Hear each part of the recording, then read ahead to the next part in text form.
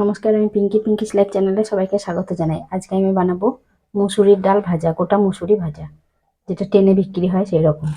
তার জন্য এখানে মুসুরিটাকে আমি আগে থেকে ভিজিয়ে রেখেছি, আর এর মধ্যে আমি একটু বেকিং সোডা দিয়ে ভিজিয়ে রেখেছিলাম। এটাকে আমি 6-7 ঘন্টা মতো ভিজিয়েছি, সেই জন্য এত বড় বড় হয়েছে। আর এটা করার সময় এরকম করে মুসুর ডাল ভাজার সময় আপনারা অবশ্যই একটু সোডা দিয়ে ভিজিয়ে দেবেন, বেকিং সোডা দিয়ে। 7-8 ঘন্টা ভিজালে এরকম ফুলে বড় বড় হবে। এবার আমি এটাকে জল ঝরিয়ে রেখেছি, ধুয়ে ভালো করে। এটাকে এবার আমি একটা কাপড়ের উপর দিয়ে দেবো, দিয়ে জলটা শুকিয়ে নেবো।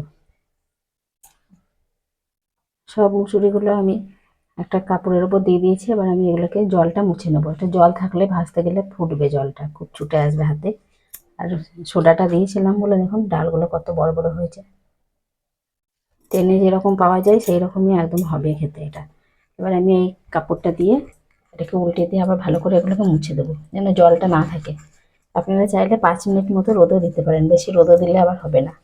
আর নাহলে এরকম করে মুছে নিলেই হবে। এরকম করে বারবার করে মুছে দিলে জলটা আর একটু থাকবে না।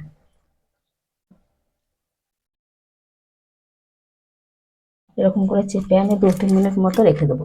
আর এটা যতক্ষণ রাখলাম ততক্ষণ আমি তেলটা বসিয়ে দেবো এগুলো ভাজার জন্য। মুসুরিগুলো একবার বের করে নেবো। কত সুন্দর দেখুন জলটা শুকিয়ে গেছে। এরকম করে ঢাকা দিয়ে রেখেছিলাম, আর এটা দিয়ে একটু কাপড় ছেঁড়াটা দিয়ে আমি একটু চেপে চেপে দিয়েছিলাম। জলটা নাই আর, কত সুন্দর হয়ে গেছে। সব গোটা মুসুরিগুলো আমি কাপড় থেকে একটা থালায় তুলে নিয়েছি। কত সুন্দর ঝরঝরে হয়েছে, আওয়াজটা শুনলেই বুঝতে পারবেন। এবার আমি এগুলোকে ভেজে নেব।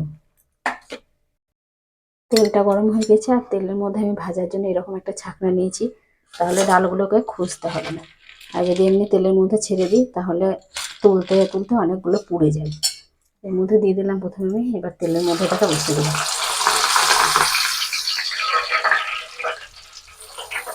একভাবে বসিয়ে রাখলে তেলের মধ্যে এগুলো পুড়ে যাবে। একবার করে এটাকে তুলে দেবো আর একবার করে ভেজে নেবো।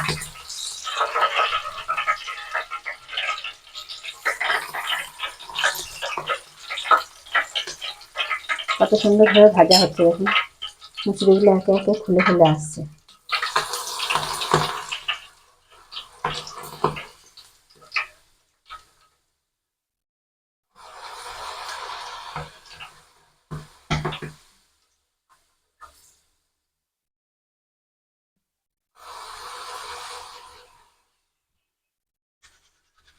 আওয়াজ হচ্ছে মানে এবার হয়ে গেছে মুসুরিটা ভাজা।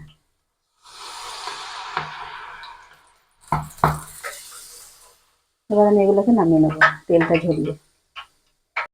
এই মুসুরিটা ভাজা হয়ে গেছে, এটাকে আবার আমি নামিয়ে নেবো। আওয়াজটা শুনে বুঝতে পারছেন কতটা মুচমুচে হয়েছে।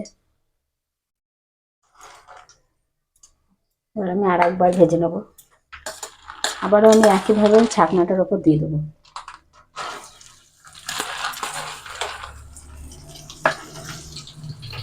দিয়ে ভেজে নেবো এটাকে তেলের মধ্যে দিয়ে। আবারও একবার ভাজা হয়ে গেছে, এটাকেও আবার নামিয়ে নেব। কত সুন্দর মুচমুচে হচ্ছে, আওয়াজটা শুনেই বুঝতে পারছেন।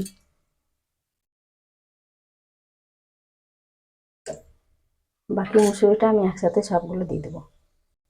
বাকিগুলোও সব আমার হয়ে গেছে, সব গোটা মুসুরিগুলো সব ভাজা হয়ে গেছে। সবটা আমি একটা জায়গায় নামিয়ে নেবো।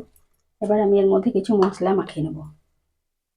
মুসুরি ভাজাটার মধ্যে আমি প্রথমে দিয়ে দেবো একটু শুকনো লঙ্কার গুঁড়ো, এটা ঝালের জন্য দিচ্ছি। আর দিয়ে দেবো একটু বিট লবণ।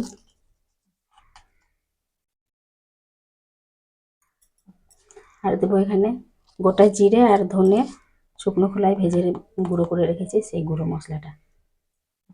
আপনারা চাইলে আরও অন্য অন্য মশলা দিতে পারেন, আমি এই মশলা দিয়ে এটাকে মাখিয়ে নেব।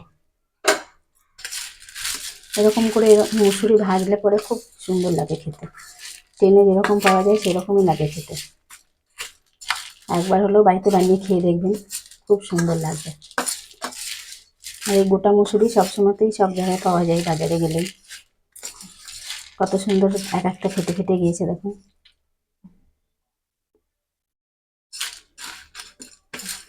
আর এটা ভাজাও খুব সোজা, আমার ভিডিওগুলো ভালো লাগলে লাইক শেয়ার কমেন্ট করবেন আর চ্যানেলটাকে সাবস্ক্রাইব করবেন। আর এরকম করে মুসুরি ভাজা খেতে কার কার ভালো লাগে সেটাও কমেন্টে জানাবেন। ট্রেনে গেলে অনেকেই মুসুরি ভাজা কিনে খায়। আমি ট্রেনের মতন একটা প্যাকেট করেও দেখাচ্ছি। ট্রেনে যেরকম প্যাকেটের করে পাওয়া যায় সেরকম আমি প্যাকেটের মধ্যেও ভরে দেখাচ্ছি একটা।